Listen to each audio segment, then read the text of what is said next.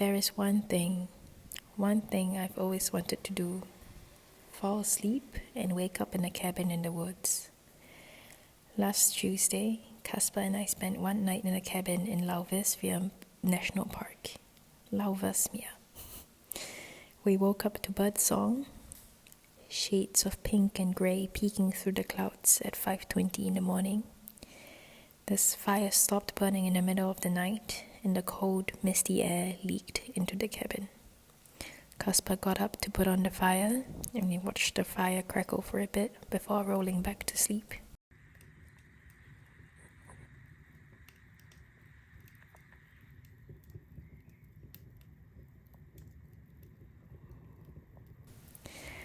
The next time we woke up, it was 7:30, and we woke up to the sun in our faces, a hot, heated cabin from the fire and the sunshine.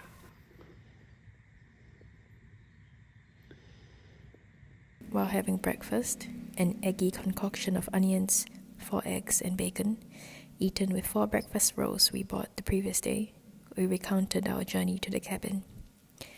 I now wish to share it with you and my future self that we did that. So here are my notes on my first camping trip. We traveled to Groningen, a Dutch city in the north, a day earlier to prepare our journey further up north to the cabin. We did groceries, a tote bag full of bread, 6 eggs, bacon, pasta, a can of tomatoes, 2 brown onions, a cucumber, a bag of nuts, and 2 apples to prepare for our upcoming meals in the cabin. We had to be strategic about our food packing. They had to be non-perishables, but also compact and not too heavy or be weighed down by extra weight for the bike ride. I embarked on a bike ride with trepidation. I'm not used to bikes without handbrakes. I had to retrain my cycling muscles and habits, resting on my left instead of my right, and learning to brake with my legs on the pedal rather than rely on my handbrake that I typically do, especially with Bert.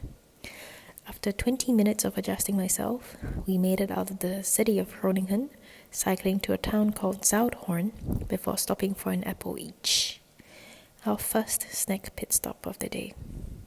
We then cycled towards the north to find ourselves in another village called Noordhoorn, where we encountered a bright yellow 3-wheeled automobile built in the 1960s during the war. We saw it on our bikes, and we stopped and turned around to ask if the owner if we could take a photo. We met its owner, a bellied old white man, and he enthusiastically showed us how it worked when we asked if we could take a picture. And he said, yeah, of course, feel free. I wonder when the car was made, how he got it, why it's a bright yellow, and if he repainted it after he got it. He left in a car to get groceries from the nearby supermarket, and we continued our journey on our bikes. Noordhoorn was a very memorable place. On our way back the next day, we stopped in the area in search of a toilet, and this time we were greeted by a different uncle who asked if we were lost. No, we're looking for a WC, Casper replied in Dutch. The uncle said, oh, come on then, and waved at us to follow him. He invited us into his home to use the bathroom there. I thanked him and his wife for opening up his private space. It was a very kind gesture. Cycling on small roads beside farmlands and fields is a drastically different experience to cycling in the city. We occasionally meet fellow cyclists going in the same direction or in opposite directions, laughing at them, laughing at us, riding in our strikingly obvious blue and yellow public transport bikes. They stood out amongst other pro mountain bikes or e-bikes that got their cyclists to their places a lot quicker. Going against the wind, we were slowed down a lot and got increasingly tired.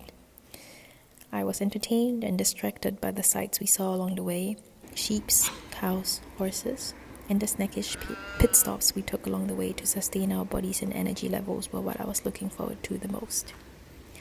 I lost count of the small villages and towns we rode past after a while.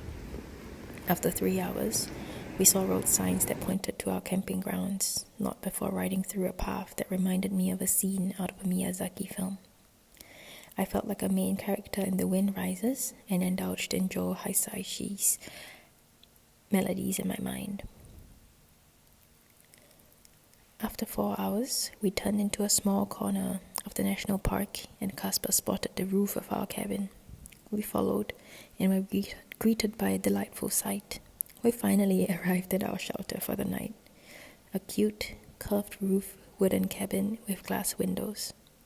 It looked so inviting in the sun, standing tall beside trees and greeneries of different heights and leaf shapes.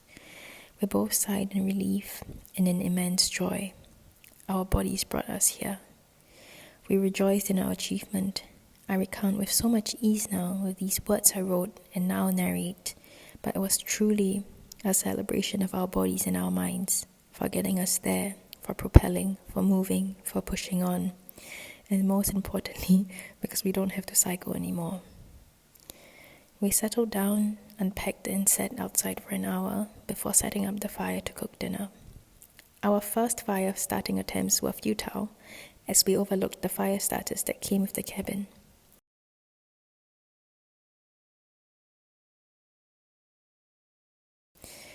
Spending the last 30 minutes watching fire attempt to burn wood, then failing because of the lack of oxygen pool in the atmosphere, then being lit again, then failing, then being lit again, was enchanting. The orange hues, bright, mesmerizing shards, I could watch on forever. I had dinner on the stairs outside the cabin. We quickly realized that staying in the woods also means coexisting with the bugs and insects amongst us. This began our night-long battle against the huge mosquitoes in the woods. I've never seen mosquitoes like the ones I saw there. They were huge, almost like the size of a $1 coin, and brown like spiders, and they attacked us on our evening walk and throughout our sleep. Seated on the front porch, my eyes locked with a ginger creature that appeared less than 10 meters away from us. I paused to register what was in our company. A deer. It's a deer with antlers. "Look," I whispered to Casper, still holding my breath. "What?" he responded, before letting out a mini gasp as the deer continued looking at us.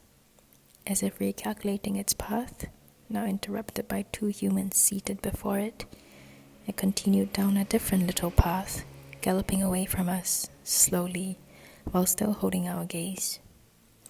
As it left, I looked over at Casper in awe to reconfirm what we just saw. We sat in silence, him in tears, in awe of the quiet and enchanting encounter we just had. I'm glad I didn't hurry to take a photo to capture the moment. I couldn't, anyway. I was awestruck and could only stare, hungry and careful to take in the moment. This memory, along with the magic, is seared in my mind, along with the rest of the sights, smells, and sounds of the trip. In the last few hours of our time in the cabin, I am seated on a lounge chair a little too low for my back on the highest step of the patio that leads to the cabin. My cup of coffee sits at the foot of the chair, now cold. Sitting cross-legged, about to go in and put on a pair of socks. It's chilly when the sun is hidden behind the clouds. I'm going to breathe and then stretch and help Casper clean up the rest of the cabin before we check out.